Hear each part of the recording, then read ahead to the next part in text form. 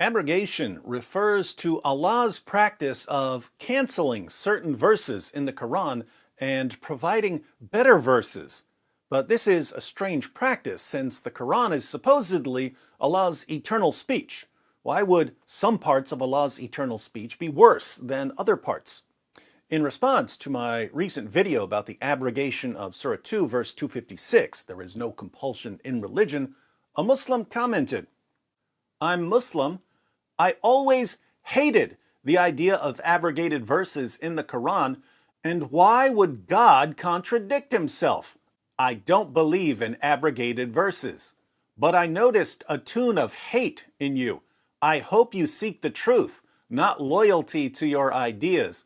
And I'm sorry if the media won't give Christians a chance to speak without called Islamophobic. I think that is one of the reasons why the West hate Islam." Why do they make it so easy? All right, Ibn Said, so you recognize that there's a problem with the doctrine of abrogation. You recognize that if Allah is canceling certain verses and replacing them with other verses that contradict the original verses, then Allah's eternal speech contains contradictions. Your solution is to reject the doctrine of abrogation. You say that you don't believe in it. But in rejecting the doctrine of abrogation, you just became an apostate, my friend. Congratulations. Let me show you how you just left Islam. The doctrine of abrogation comes directly from the Quran. Let's read Surah 2, verse 106. We'll read a few different translations so that we'll be sure to understand it. "None of our revelations do we abrogate or cause to be forgotten, but we substitute something better or similar.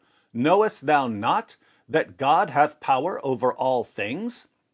Whatever a verse, revelation, do we abrogate or cause to be forgotten, we bring a better one or similar to it.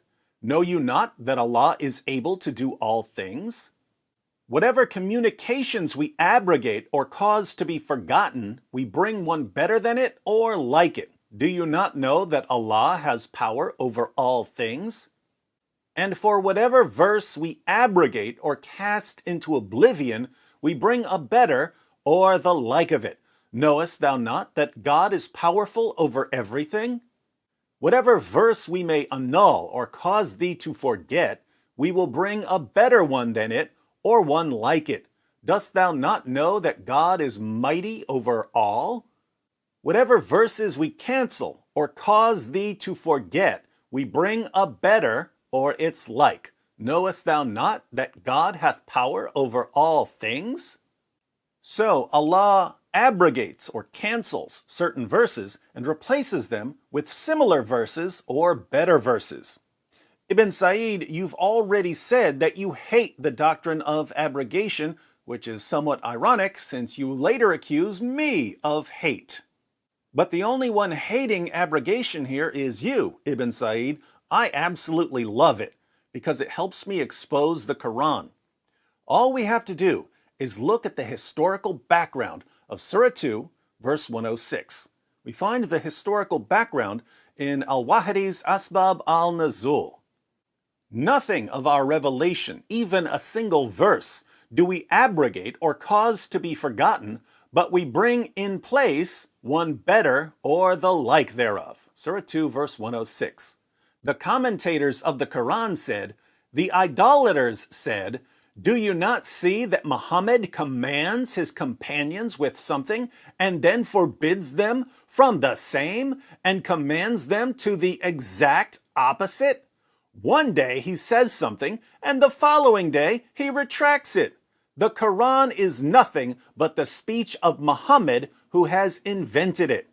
It is a speech that contradicts itself.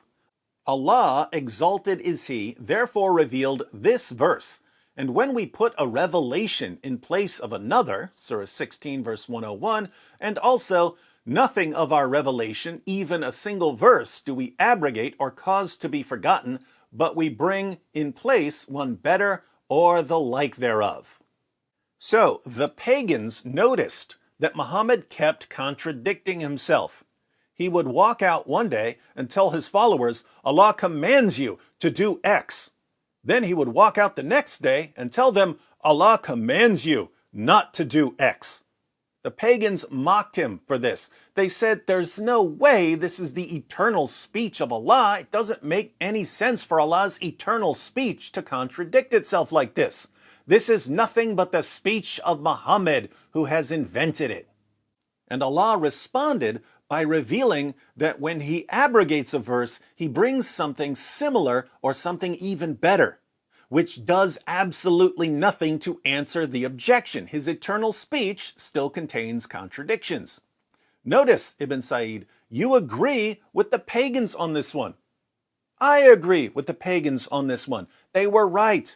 It makes no sense for Allah's eternal speech to be filled with contradictions. This is yet another reason that Muhammad was the most obvious false prophet in history. Of course, Surah 2, verse 256, there was no compulsion in religion, was eventually abrogated, and the pagans were forced to convert to Islam. They were forced to follow a man that they knew was a false prophet. But there's no sword at our throats, Ibn Sa'id. We're free to reject the Quran, since we both agree that it's not the word of God. We're free to expose Muhammad as the hopelessly moronic false prophet that he was. You've already admitted that you find the doctrine of abrogation completely ridiculous, Ibn Sa'id. Now you should admit that you've abrogated your belief in Islam. Where's Allah? Where is Allah? This is such a foolish question. Where's Allah? Where is Allah is an extremely important issue. Where's Allah? Where is Allah? This is such a foolish question. Where's Allah? Where is Allah is an extremely important issue. He is over his throne, over his throne, over